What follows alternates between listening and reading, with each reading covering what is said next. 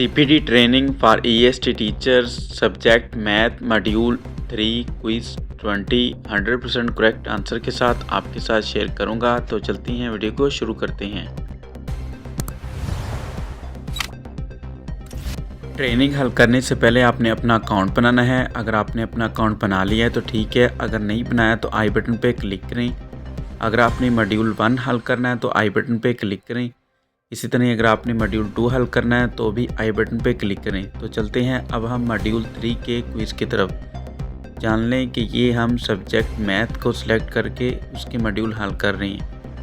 तो start quiz पे click करेंगे। क्वेश्चन नंबर 1 को आपने रीड कर लेना है। पहले का सी ऑप्शन ठीक है, नेक्स्ट करेंगे। दूसरे क्वेश्चन का सी ऑप्शन ठीक है, नेक्स्ट करेंगे।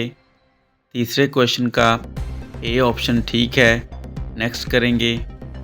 चौथे क्वेश्चन का बी ऑप्शन ठीक है, नेक्स्ट करेंगे। पांचवें क्वेश्चन का सी ऑप्शन ठीक है, नेक्स्ट करेंगे। छठे क्वेश्चन का बी ऑप्शन ठीक है, नेक्स्ट करेंगे। सातवें क्वेश्चन का बी ऑप्शन ठीक है, नेक्स्ट करेंगे।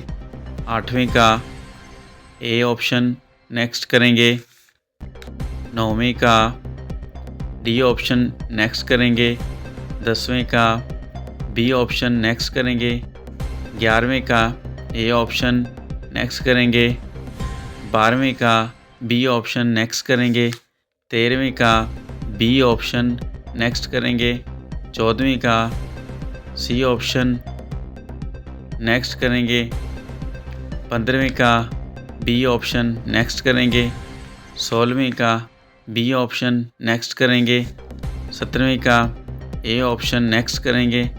18वें का बी ऑप्शन नेक्स्ट करेंगे।